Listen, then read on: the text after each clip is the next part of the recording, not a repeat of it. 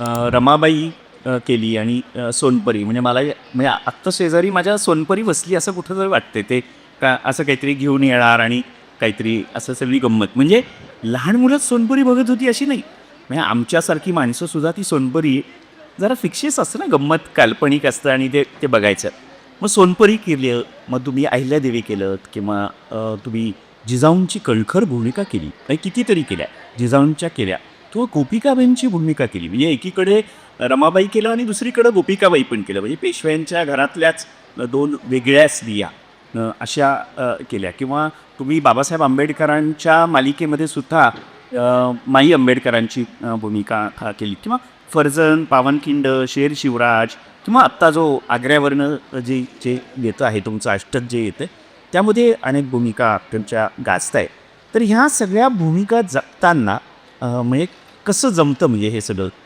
म्हणजे काही ठिकाणी कणखर व्हावं लागतं जिजाऊ कणखर आहे.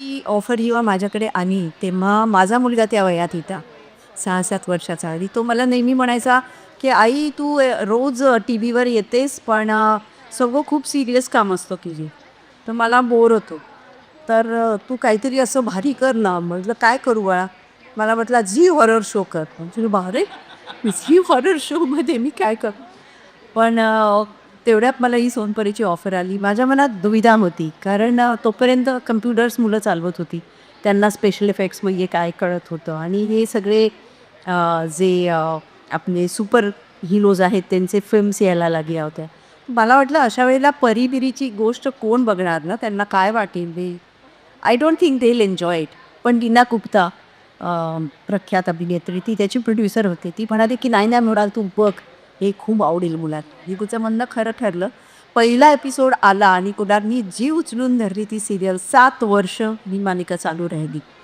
आणि नानाविध देशातले प्रेक्षक मला मिळाले माझी फॅनमेल ही त्या काळामध्ये गंमत म्हणजे जगभरातनं असायची जिथे जिथे स्टार प्लस दिसतो तिथे तिथे आणि सगळ्यात जास्त फॅनमेल मला पाकिस्तानात यायची काय सांग म्हणजे मला भीती वाटायची तेव्हा की हमें आपको एक बार देखना आहे मला वाटायचं प्रेमाने म्हणतायत त्या कशा निमगरच्या पण मला खूप वेळा बोलावणं पण आलं तिकडनं छोट्या छोट्या मुलांच्या ग्रुप्समधनं मी गेले नाही अर्थात पण माझा त्यांचा खूप चांगला संपर्क होता त्या काळामध्ये आणि अर्थातच भारतातही मला खूप सुंदर फॅन फॉलोईंग मिळाली आणि ते सगळे आता पालक झाले आहेत किंवा होऊ पाहता आहेत आणि त्यांच्या मुलांसाठी परत सोनपरी यावं असं त्यांना नेहमी वाटतं त्यामुळे मला फार गंमत वाटते ह्या गोष्टच खूप छान. एकूणच अभिनयामध्ये असे काही कठीण प्रसंग आले का की ज्या कठीण प्रसंगात निभावून नेणं कठीण गेलं किंवा काही गमतीशीर प्रसंग की अरे हे असं दुःख छान सहजपणे जमलं बाबा असं.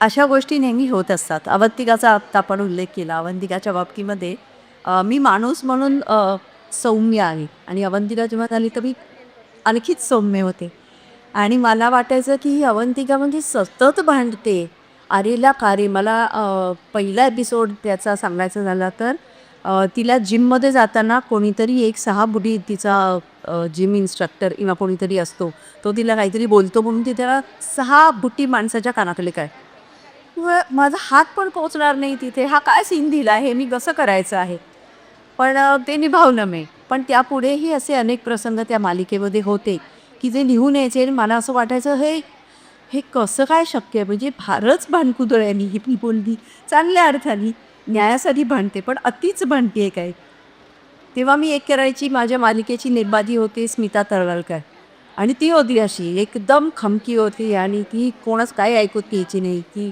कोणी दोत बोललं तर ती 6 बोलायची मग मी एक क्षण डोळे बंद करायची डोळ्यासमोर स्मिता तळवलकर आणायची आणि मग तो सीन करायची तर अशा काही काही छोटे छोटे गमती असतात असं म्हणतात की कलाकार हा स्पॉन्जसारखा असतो त्याने सगळं टिपून घ्यायचं असतं वा.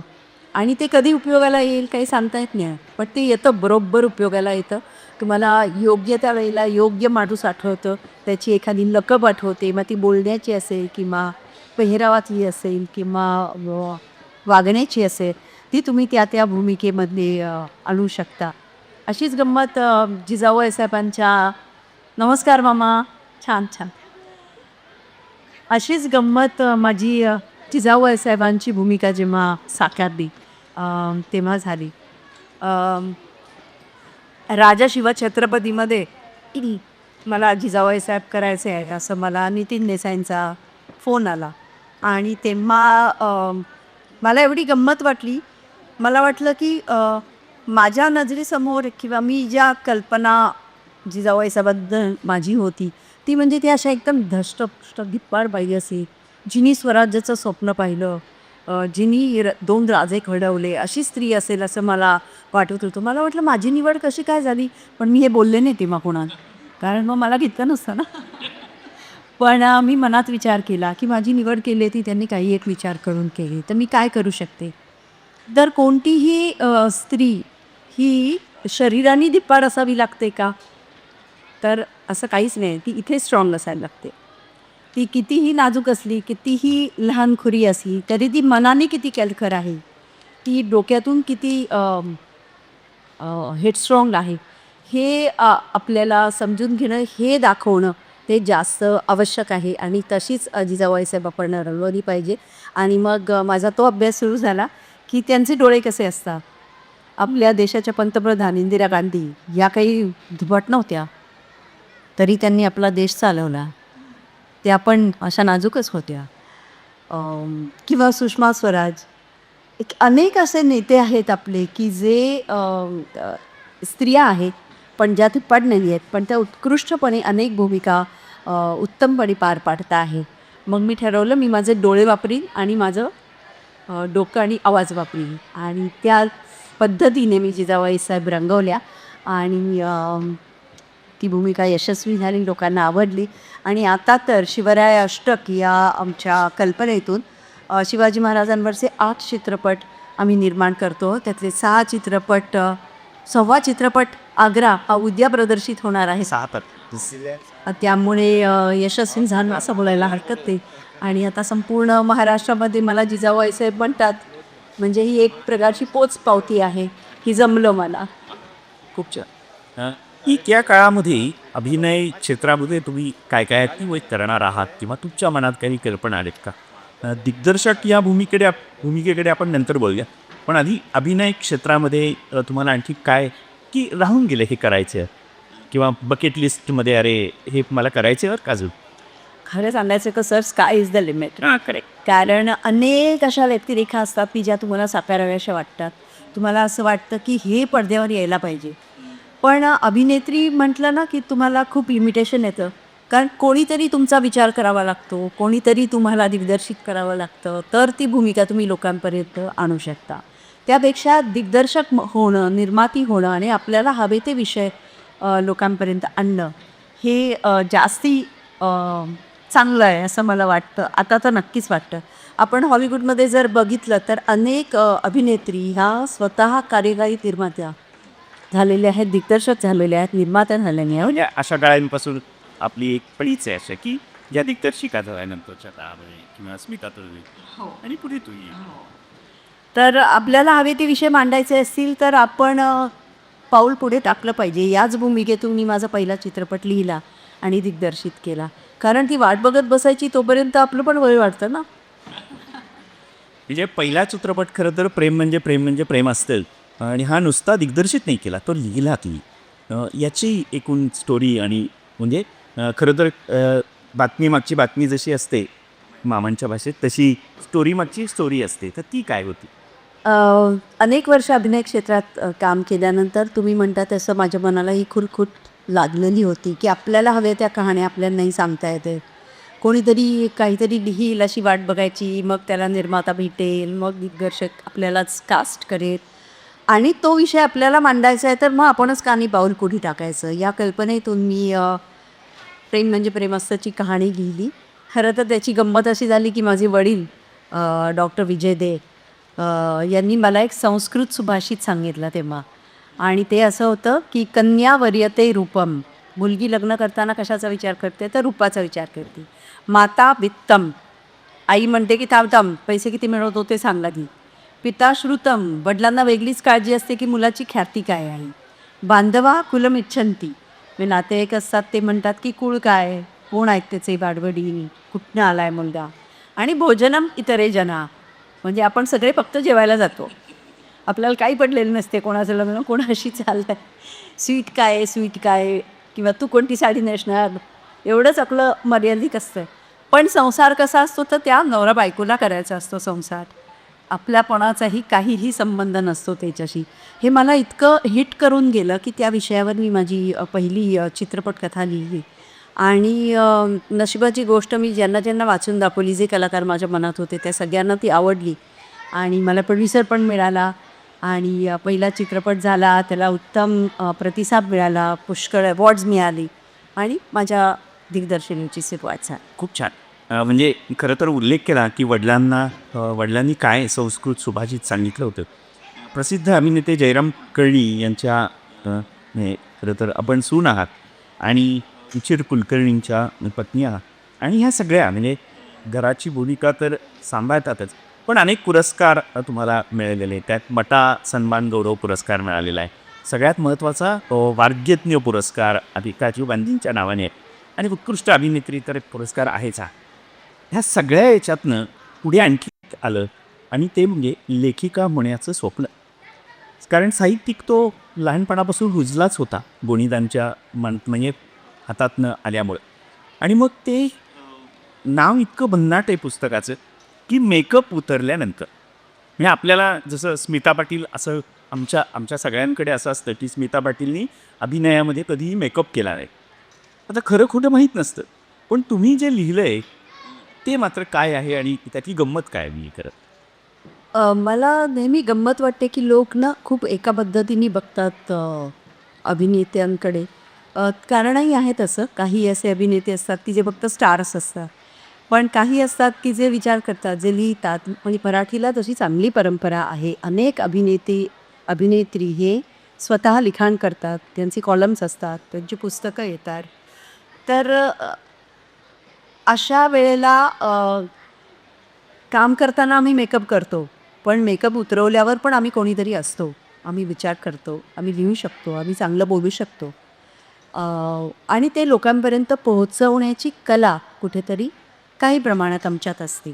तर असा विचार मनात ठेवून या पुस्तकाचं नाव ठेवलं की मेकअप उतरवल्यावर मला त्या अ, अ, माझ्या सिनेसृष्टीकडे किंवा कलाविश्वाकडे बघताना काय वाटतं, हे कुठेतरी त्यात लिहिण्याचा प्रयत्न केला. त्यामुळे ते नाव तसं ठेवलं, मेकअप उतरवल्या की.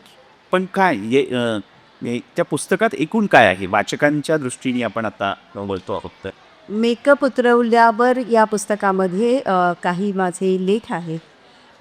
ललितले ललित लेख आहेत, ज्याच्यामध्ये सिनेसृष्टीबद्दलचं माझं बाहेरून बघताना मला काय वाटतं किंवा स्त्रीकडे बाहेरून बघताना काय वाटतं, स्त्री पुरुष संबंधांकडे, विवाह संस्थेकडे, किंवा एखादा कलाकार आहे तो स्क्रीनवर कसा असतो आणि ऑफ स्क्रीन कसा असतो, हे मला कसे दिसलेले काही कलाकार, अशा पद्धतीचे त्याच्यात ललित लेख आहे. आणि ही कल्पना खरं तर माझी नाही. मी एका लोकमत नावाच्या मासिकामध्ये एक कॉलम लिहित होते. मी सकाळच्या तनिष्काची संपादक होते आणि हे करता करता मला असं वाटलं की अशा पद्धतीचं लिखाण आपण करू शकतो आणि मग त्याचं पुस्तक झालं. त्याचं नाव लेखक उतरवल्या. वा. खरं तर मृणालताई वेगवेगळे प्रयोग करत असतात. आत्ता नवीन एक प्रयोग लेखनाचा त्या करतायत आणि एक बॉलिवूड अभिनेत्री आहे लीप उलमन नावाची. ती खरं तर स्वीडिश अभिनेत्री मूळची. तिचं जे आत्मचरित्र आहे त्याचा मराठीतून स्वैर अनुवाद तुम्ही केला तर तो कसा आणि काय म्हणजे म्हणजे तीच अभिनेत्री का निवडतो.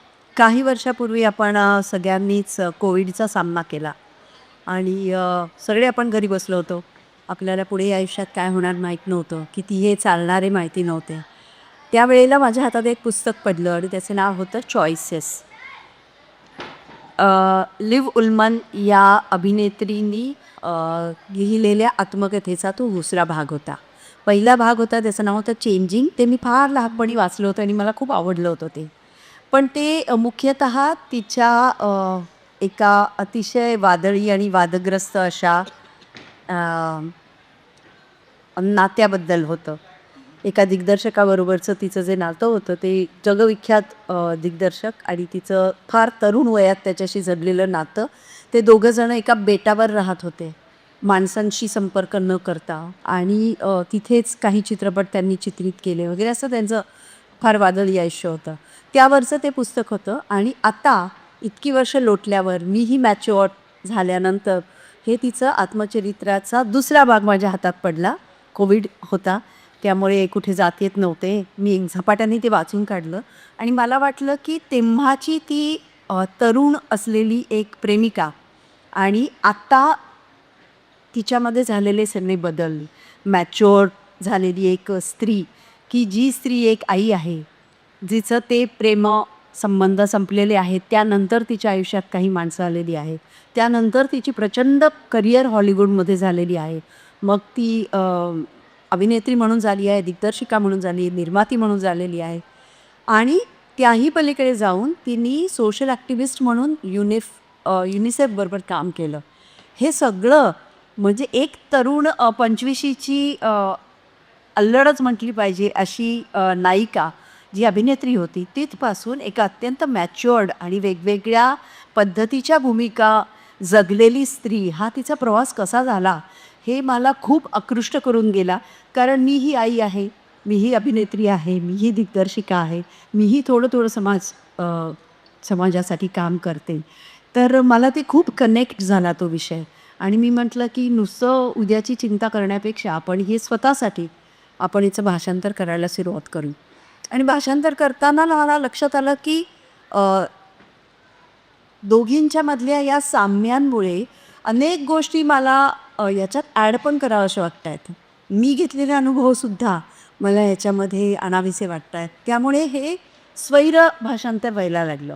आणि आमचे मित्र धनंजय गांगण ग्रंथाली प्रकाशनचे यांनी असंच फोनवर गप्पा चालायच्या, तुझं काय चाललं आहे, माझं काय चाललं आहे, कसा हा कोविड वगैरे. तर मी त्याला म्हटलं मी अशी एक गंमत करते, मला फार मजा येते हे करायला. तर तो म्हणाला हे पुस्तक कंप्लीट करायचं आणि झाल्या झाल्या मला पाठवायचं. आणि त्यांनी ते घेतलं, लिहूलमनपर्यंत पोहोचले, त्यांनी ती परमिशन आणली आणि पुस्तक प्रसिद्ध झालं. ते लिहूलमनच्या हातात पडलं. अर्थात मराठीत तिला कळलं नाही काय, पण तिला आनंद झाला की भारतातल्या एका भाषेमध्ये याचा अनुवाद झाला आहे. आणि त्याची गंमत अशीही झाली की तेव्हा पुण्यामध्ये 4 चौघी नाटक महाराष्ट्रामध्ये खूप गाजत होतं आणि त्या 4 चौघी 4ही अभिनेत्रींच्या हातून त्याचं प्रकाशन पण झालं. त्यामुळे वेल सेलिब्रेटेड. वा, खूप छान. खरं तर पुस्तकं लिहिणं एक मूलतः अनुवाद करणं यासाठी काय लागतं तर शब्दसंग्रह, शब्दसामर्थ्य, व्होकॅब्युलरी खूप चांगली लागतं. आणि इंग्रजीतनं तुम्ही त्याला स्वैर अनुवाद दिला आहे, अनुवाद हे स्वैर केलं आहे खूप छान झालं. कारण का तर अनुवाद नाही तर मग अगदीच रटाळ होतो बऱ्याचदा. तर यासाठी तुमच्याकडे परंपराच होती. म्हणजे गोणीरांची एकूणच भटकंती, त्यांचं सह्याद्रीमधलं फिरणं, त्यांचं सह्याद्रीत वावरणं, बयोदार बुघड किंवा दास डोंगरी राहतो किंवा मृण्मयी किती सांगावं गोणीरांचं. तर त्या सगळ्या याच्यातनं तुमचा गड किल्ले, भटकंती याच्याशी कसं काय म्हणजे जमतं का याचं? हो, जमतं की. हां. आणि असं वाटतं लोकांना की आता काय ही अभिनेत्री आहे, ही कशी जात असणार. पण कमीत कमी 3-4 वेळा तर वर्षातनं कोणत्या ना कोणत्या किल्ल्यावर जाणं होतंच. माझ्या आजोबांचा जन्मदिन हा दुर्गदिन म्हणून साजरा केला जातो 1 जूनला. त्या दिवशी तर नक्कीच जातो. पण पावसाळ्यामध्ये कोणत्या तरी किल्ल्यावर नेहमी गेलं जातं. आणि आता जे आम्ही 8 चित्रपट करतो त्यापैकी प्रत्येक चित्रपटात प्रत्यक्ष कोणत्या तरी किल्ल्यावर जाऊन चित्रित करणं हे आम्ही स्वतःवर बंधन घालून घेतलेलं आहे. कारण पुढची पिढी आहे ना, त्यांना आपण याची ओळख जर करून दिली नाही तर ते जाणार नाही आहेत किल्ल्यांवर, ते बघणार नाही आहेत. त्यामुळे आपण आपला खारीचा वाटा या बाबतीत उचलला पाहिजे असं मला नक्की वाटतं. खूप छान. खरं तर राष्ट्रीय पुस्तक न्यास म्हणजेच नॅशनल बुक ट्रस्ट ही एक मोमेंट, एक चळवळ सुरू केलेली आहे की पुस्तक महोत्सव म्हणजे पुण्यामध्ये आत्ता मोठ्या प्रमाणात पुस्तक महोत्सव झाला, ज्याच्यामध्ये 10 लाखापेक्षा जास्त युवकांनी खरं तर त्या पुस्तक महोत्सवाला भेट दिली. कुठेतरी असं म्हटलं जातं की युवक वाचत नाही, पण आपण सकाळपासून बघतोय की सगळ्यात जास्त तरुणच इथे आहेत. तर ह्या तरुणांसाठी वाचावं म्हणून लेखनाकडे कशा दृष्टीने बघावं किंवा काय केलं पाहिजे, म्हणजे वाचणारी पिढी तयार करण्यासाठी तुमचं एकूणच म्हणजे उपदेश काय आहे? आपण पुण्यातनं आलो आहे सर आणि पुण्यात या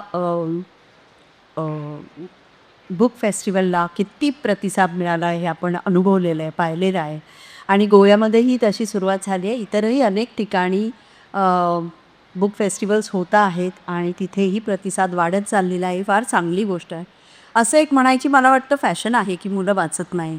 पण आता ना पुस्तक विकत घेण्याऐवजी किंवा त्याच्याबरोबरच मुलांच्या हातात जे यंत्र आहे ना, त्याच्यावरही मुलं खूप वाचतात. माझा स्वतःचा अनुभव असा आहे की मुलं वाचतात. फक्त त्यांना कोणत्या वयात काय वाचायचं इकडे वळवणं हे आपलं काम आहे. आणि हे शिक्षक म्हणून आपलं काम आहे, हे पालक म्हणून आपलं काम आहे. आणि आपण त्यांना आवड लावणं हे ॲक्च्युली आपल्या हातात आहे. मला एकच मुलगा आहे, पण आम्ही त्याच्या बाबतीत असं करायचो की मी, माझा नवरा, आम्हाला दोघांनाही वाचनाची खूप आवड. घरात माझ्या तर वाचनाच्याच घरात मी जन्मले, लेखकाच्या घरात जन्मले. पण माझा नवराही तितकाच उत्साही, तोही अनेक पद्धतीची पुस्तकं आणायचा. आणि ला आम्ही असं करायचो की त्याच्या वयाला जे इंटरेस्टिंग वाटेल असं पुस्तक आम्ही त्याला रोज अर्धा तास वाचून दाखवायचो आधी. तर त्याला ते खूप इंटरेस्ट निर्माण व्हायचा की पुढे वाचा ना, पुढे वाचा ना. तर ऐकण्याची त्याला आधी सवय झाली आणि मग आम्ही हळूच त्याला वाचायला यायला लागलं जेव्हा मराठी, तेव्हा आम्ही हळूच मग ते पानात खूण घालून ठेवली आहे ना, पुढे वाच तू 2 पानं, आम्ही आलोच. असं करत करत मग तो 50 पानंच वाचून टाकायचा. आणि हळूहळू त्याला वाचनाची खूप आवड लागली. इंग्रजी वाचन त्याचं होतं कारण तो इंग्लिश मीडियममध्ये शिकला. नशिबाने त्याच्या काळामध्ये हॅरी पॉटर आला आणि त्यामुळे त्याचं उत्कृष्ट इंग्रजी वाचन झालं, लिखाण झालं. त्यामुळे त्याची पिढी तर मला वाटतं की यातून निसटली. पण आज त्याचे अनेक मित्र आम्ही बघतो की त्यांच्या घरी वर्तमानपत्रसुद्धा येत नाही. मग आईवडीलच जर वाचताना दिसले नाहीत, काहीच वाचताना दिसले नाहीत आणि केवळ असं करताना दिसले, तर मुलं पण तसंच करणार आहेत नाही का? त्यामुळे मुलांच्यावर होणारा पहिला संस्कार हा घरी होत असतो. तर घरच्यांनी आधी आपण वाचतो का याचा विचार करायचा आणि मग आपलं मूल का वाचत नाही याबद्दल तक्रार करायची.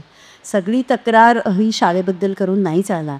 कारण शाळेमध्ये मुलं 6-7 तास असतात आणि बाकी संपूर्ण वेळ ही आपल्याबरोबर असतात.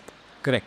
म्हणजे खरं तर या वक्तव्यामधनं स्टोरी टेलर कसं झाला याचंच खरं तर एक विवेचन तुम्ही केलंत. पण स्टोरी टेलरबद्दल जरा लोकांना सांगा की तुम्ही स्टोरी टेलर कशा झाला आणि काय काय केलं आहे आत्तापर्यंत त्या. एक चार्ल्स डिकन्स नावाचे लेखक होते आणि ते लेखक स्वतःच्या पुस्तकांचं जाहीर वाचन करायचे. आणि ही फार गमतीची गोष्ट आम्हाला वाटली. माझे आजोबा आमच्या घरातच एवढा मोठा लेखक होता. त्यांनी स्वतःच्या पुस्तकांचं जाहीर वाचन करायला सुरुवात केली. कथाकथन नाही, कादंबरी वाचन. आणि ते कादंबरी वाचन इतकं पॉप्युलर झालं की लेखकाच्या तोंडून ते ऐकायचं. हळूहळू माझे आईवडील त्यात सामील झाले. माझी बहीण आणि माझा नवरा आणि मी, आम्ही सगळेजण त्या वाचनामध्ये सहभागी झालो.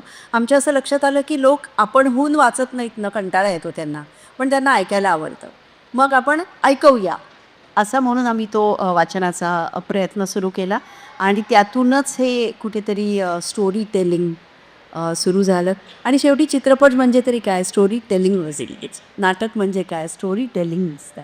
आणि आपण मुलांना घरी जशा कहाण्या सांगतो, आपल्याला वाटतं की झालं आता एक 5-6 वर्षाची झाली म्हणजे आपली जबाबदारी संपली, चिवकाऊच्या गोष्टी सांगितल्या. नाही, मुलांना तुम्ही जगभराच्या कहाण्या सांगू शकता. हेच सगळं मुलांना घडवत असतं. आणि मी पालकांना हे खूप मनापासून आवाहन करेन की पालकांनी स्वतः आधी वाचलं पाहिजे. पालकांनी मुलांना वाचनाची आवड लावली पाहिजे. पालकांनी पुस्तकं विकत घेऊन ती मुलांपर्यंत पोहोचवली पाहिजेत. आणि मग मुलं वाचतात का नाही तुम्ही आपण होऊन बघा. कुठल्या कुठल्या स्टोरीज केलेल्या आहेत स्टोरी टेलर नाही, म्हणजे स्टोरी टेलर म्हणून तुम्ही ज्या काही केली ते हो. माझ्या आजोबांच्या 8 कादंबऱ्या आहेत. आणि त्यानंतर एक स्वीडिश ॲप आहे, त्याचं नाव स्टोरी टेल. त्या स्टोरी टेलमध्ये मी अनेक पुस्तकं वाचकांपर्यंत पोचवली. रेकॉर्ड करून पोचवली आहेत. ज्याच्यामध्ये मराठीतली उत्तम पुस्तकं जी माझ्या आजोबांची नाही आहे, ते तर आम्ही जाहीर कार्यक्रम करतो. पण स्मृतिचित्रेपासून चार्ली चॅप्लिनच्या आत्मचरित्रापर्यंत अशा अनेक वेगवेगळ्या विषयांवरची पुस्तकं आम्ही अनेक कलावंतांनी रेकॉर्ड केलेली आहेत आणि ती वाचकांना श्रोत्यांना उपलब्ध करून दिली आहेत. म्हणजे परदेशामध्ये पॉडकास्टची खूप फॅशन आहे, तर ते तेव्हा लोक बोलत असतात किंवा वाचत असतात कधी कधी. तर हे एक प्रकारचं मला वाटतं पॉडकास्ट आहे. तुम्ही प्रवास करताना ते लावू शकता. पु ल देशपांड्यांची व्याख्यानं आपण ऐकायचो किंवा वपू काळ्यांच्या गोष्टी आपण ऐकायचो. तसंच हे ॲप आहे, पण याच्यात आम्ही साहित्य लोकांपर्यंत पोहोचवतो. वा, खूप छान. मगाशी तुम्ही उल्लेख केलात की जगभरात तुमचे फॅन फॉलोअर्स आहेत, तसे गोव्यातही आहे. कारण आल्या आल्या तुम्हाला जो प्रतिसाद मिळाला तो सोनपरीला मिळाला, तो जिजाऊंना मिळाला, तो ताराराणीला मिळाला. हे तुमच्या सगळ्या भूमिकांना आणि एकूणच तुमच्या व्यक्तिमत्वाला तो मिळाला. तर तुमच्या गोव्यातल्या फॅन फॉलोअर्ससाठी तुमचा काय संदेश? गोव्यातल्या फॅन फॉलोअर्सला मी नक्की सांगेन की तुमच्याकडे 2 भाषा आहेत. एक कोकणी आहे आणि एक मराठी आहे. दोन्ही भाषांमध्ये साहित्य आहे. मराठीतलं साहित्य खूप आहे, कोकणीतलंही काही कमी नाही. पण हे दोन्ही भाषा तुमच्या मुलांपर्यंत पोहोचल्या पाहिजेत, यासाठी तुम्ही त्यांच्याशी त्या भाषांमध्ये बोला. आज जगामध्ये, गोव्यातच काय, महाराष्ट्रात, पुण्यातसुद्धा बहुसंख्य पालक आपल्या मुलांशी इंग्रजीत बोलतात, कारण इंग्रजी ही जगाची भाषा आहे. मान्य आहे, इंग्रजी पण आलीच पाहिजे मुलांना. पण आपल्या मातृभाषे इतकं महत्त्वाचं दुसरं काहीच नाही. त्यामुळे आपली भाषा, मग ती कोकणी असेल, मग ती मालवणी असेल, मराठी असेल, या आपल्या ज्या भाषा आहेत, जी मातृभाषा आहे, ती मुलांना कशी आहे याकडे आवर्जून प्रयत्न करा. कारण कोणतीही भाषा ही जशी जन्माला येते तशी ती नष्ट पण पावते, आणि ही नष्ट पावण्यात आपला हात असतो. जन्माला घालण्यात आपला हात नसतो, पण नष्ट करतो तेव्हा माणूस जेव्हा बोलीभाषेतून ती कमी होत जाते, जेव्हा लेखी भाषेतून ती कमी होत जाते. तसंच त्या भाषेतनं कमी साहित्य निर्माण होतं, त्या भाषेतले चित्रपट पाहिले जात नाही. अशा वेळेला भाषा लवकर नष्ट होते आणि आपल्याला आपल्या सगळ्या भाषा टिकवायच्या आहेत. भारत हा असा देश आहे की ज्याच्यात असंख्य भाषा आहेत. मराठी ही अशी भाषा आहे जिला अनेक डायलेक्ट्स आहेत, म्हणजे अनेक वेगवेगळ्या ठिकाणी वेगवेगळ्या पद्धतीची बोली बोलली जाते मराठीची. त्यामुळे आपण आपल्या सगळ्या भाषा टिकवायला मदत करूया, आणि यासाठी इतर कोणाचीही गरज नाही आपल्याला. फक्त ठरवा की माझ्या घरात मी मातृभाषेत बोलेल मुलांशी. हे कंपल्शन आहे की घरात या भाषेत बोलायचं. बाहेर जाऊन तू कोणतीही भाषा शिक, जगातली कोणती भाषा शिक, जर्मन शिक, फ्रेंच शिक, पण इथे मात्र आपण कोकणीत बोलू, इथे मात्र आपण मराठीत बोलू. हे कर्तव्य म्हणून जर आपण पाळलं तर गोव्याच्या सगळ्या माझ्या मित्रमैत्रिणींना, सगळ्या पालकांना मी हे मनःपूर्वक आवाहन करते की आपली मातृभाषा ही टिकवायला पाहिजे. आज शेवटचा एक प्रश्न की तरुण पिढीने कारण आत्ता जेव्हा सीतारामन यांनी हे बजेट जेव्हा मांडलं, या अर्थसंकल्प जेव्हा भारताचा मांडला, तेव्हा त्यात रील्स बनवणं किंवा या सगळ्या, म्हणजे रील्स बनवणं म्हणजे काय, तर अभिनय क्षेत्रात कुठेतरी सुरुवात होणं. तर यावं का अभिनय क्षेत्रात या पिढीने? त्यासाठी तुम्ही काय सांगाल? अगदी ऑफकोर्स यावं. आपण काय आहोत हे आपल्याला कळलं ना की कोणत्याही क्षेत्रात आपण काम करायला काहीच हरकत नाही आहे. फक्त मला वाटतं अभिनय क्षेत्राची चर्चा जास्ती होते, अभिनय क्षेत्राचं आकर्षण जास्ती असतं. पण एक लक्षात ठेवूया आपण की अवघ्या काही 15-20 वर्षापूर्वीपर्यंत स्त्रिया फक्त पडद्याच्या पुढेच काम करायच्या. आता मात्र स्त्रिया पडद्याच्या मागेही काम करतात. मग त्या लेखनाचं काम करतात, एडिटिंगचं करतात, गीतलेखन करतात, दिग्दर्शन करतात, कॅमेरा करतात, अशी सर्व क्षेत्र स्त्रिया सांभाळतात. आणि मी पुरुषांनाही हेच सांगेन की कला म्हणजे केवळ कॅमेऱ्याच्या पुढची नाही आहे, कॅमेऱ्याच्या मागची कला जास्ती महत्त्वाची आहे.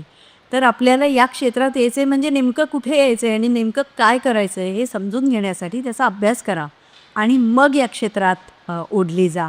सगळ्यांनाच अमिताभ बच्चन व्हायचं असतं, सगळ्यांनाच माधुरी दीक्षित व्हायचं असतं, पण होतात का सगळे? नाही व्हत. मग कुठेतरी हायरार्कीमध्ये आपण राहतो. तर आपण कोण आहोत हे आधी समजून घेऊया, आपल्याला काय हवं आहे आणि त्या क्षेत्रात काय काय संधी उपलब्ध आहेत हे समजून घेतलं आणि मग आपला प्रवास सुरू केला तर मग यश तुमचंच आहे.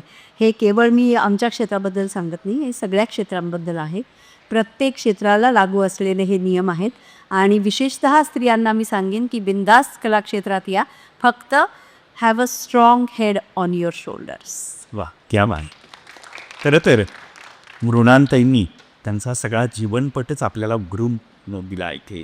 आणि खूप पैलू म्हणजे एखाद्या म्हणजे आपल्याला फक्त अभिनेत्री म्हणूनच माहीत असतं, पण केवढे पैलू असतात या सगळ्या अभिनय क्षेत्रात येणाऱ्या माणसांचे. तुम्ही इथं आलात त्याबद्दल गोवा पुस्तक महोत्सव आणि राष्ट्रीय पुस्तक न्यासाच्या वतीने मी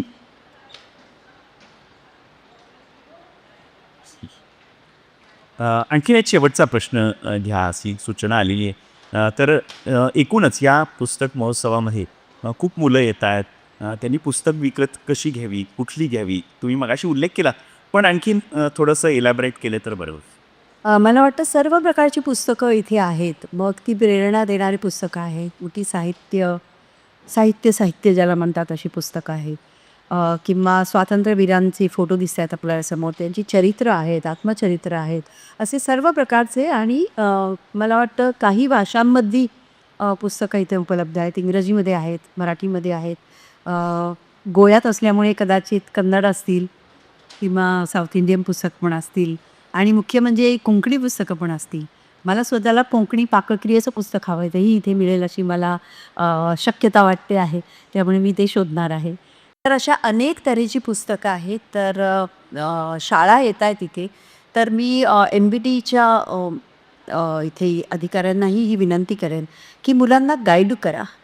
त्यांना कोणती पुस्तकं त्यांनी या वयात वाचली पाहिजे, कोणती पुस्तकं त्यांच्यापर्यंत पोहोचली पाहिजेत, हे कोणीतरी गाईड करणं फार आवश्यक आहे. मग ती इंग्रजीतली असतील किंवा कॉमिक्स असतील. अगदी अमर चित्रकथेचा स्टॉल आहे if I am not mistaking, है ना. तर so there are so many stalls. आणि if there is a right guide for them, त्यांना आपण एक एक पुस्तक भेट पण देऊ शकतो. पुस्तक रीडिंगचे आपण इथे क्लासेस घेऊ शकतो. अनेक पद्धतीने मुलांचा पुस्तकांशी संबंध वाढेल यासाठी आपण वेगवेगळे प्रयत्न करणं आवश्यक आहे. मला वाटतं यावर्षीचा गोवा बुक फेस्टिवल हे त्यातलं पहिलं पाऊल आहे. आता इथे अवेअरनेस निर्माण होईल की अशा पद्धतीचे फेस्टिवल्स पण होतात. इतक्या प्रमाणात पुस्तकं आपल्याला बघायला मिळतात, हाताळायला मिळतात. आणि मग इथून पुढे जो प्रतिसाद मिळेल तो आणखी वाढत जाईल याबद्दल मला 100% खात्री आहे. तुम्हाला आवडलेली पुस्तकं कुठली आहेत? ही मला हा लेखक आवडतो, मला ही पुस्तकं आवडतात. मला चरित्र वाचायला खूप आवडतात. आत्मचरित्र आणि चरित्र हा माझा अतिशय आवडीचा विषय आहे. कारण मी अभिनेत्री आहे, त्यामुळे अनेक व्यक्तित्व मला ती आतपर्यंत जाऊन त्याचा शोध घ्यायला आवडतं. आणि त्यामुळे मला जर असं सेक्शन वाईज कोणी सांगितलं की इकडे कविता आहेत, तिथे कथा आहेत, कादंबऱ्या आहेत, पाककली आहे, चरित्र आहेत, आत्मचरित्र, तर मी खूप वेळ तिकडे घालवते. पण कोणाचं आत्मचरित्र तुम्हाला जास्त भावलेलं आहे? मला चार्ली चॅप्लिनचं आत्मचरित्र अतिशय भावलं आहे. कारण हातचं राखून न ठेवता पुष्कळसं त्यांनी लिहिलं. वीणा गवाळकर या लेखिका आहेत, त्यांनी अनेक चरित्र लिहिलेलं. एकता कारवर लिहिलं आहे, श्वाइत्झरवरचं लिहिलेलं आहे. आत्ता अमेरिकेची लेडी मार्गारेट थॅचरवर लिहिलेलं आहे. अशी अनेक रवींद्र पिंगे यांनी पुष्कळ अशी पुस्तकं लिहिली. सुमती देवस्थळे यांनी टॉल्स्टॉयपासूनच्या लेखकांचे अनुवाद केलेले आहेत. आणि हे सगळं मला खूप आवडतं. आणि आता तर अनेक कलावंतांची आत्मचरित्र आलेली आहेत. अगदी ताजी म्हणजे अमोल पालेकर आणि त्यांच्या पूर्वाश्रमीच्या पत्नी चित्रा पालेकर यांची अगदी ताजी आत्मचरित्र आली आहेत. विजय मेहतांचं आहे, मधुकर तोरडमलांचं आहे, मोहन जोशींचं आहे. अशी अनेक आत्मचरित्र मराठीमध्ये कलावंतांची पण आलेली आहे. त्यामुळे त्यांची आयुष्य जाणून आपल्याला घेता येतात. एका पुस्तकातून बसल्या जागी इमॅजिन करता येतं आणि आपली कल्पनाशक्ती पण खूप वाढते.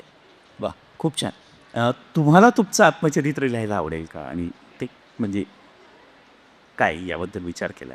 मला वाटतं की आता ना अनेक पूर्वी कसं होतं की आपल्याला लेखक बघायला मिळायचे नाहीत नेहमीच, किंवा वाचक आपण जेव्हा असायचो आपलं आवडते कलावंत आपल्याला भेटायचे नाहीत. पण आता आपल्याला ते इतके सगळीकडे भेटतात आणि इतक्या मुलाखती होतात. त्यातून आम्ही आमच्या आयुष्याबद्दल अनेकदा बोलतच असतो. त्यामुळे आणखी वेगळं काय लिहायचं हा मोठा प्रश्न आहे. पण मला वाटतं अजून वेळ आहे थोडासा.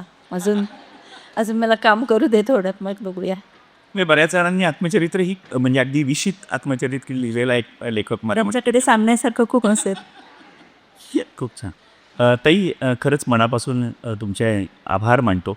मृणाल ताई इथे आल्यात आणि त्याचा एकूणच जीवनपट त्यांनी आपल्याला उघडून दाखवला.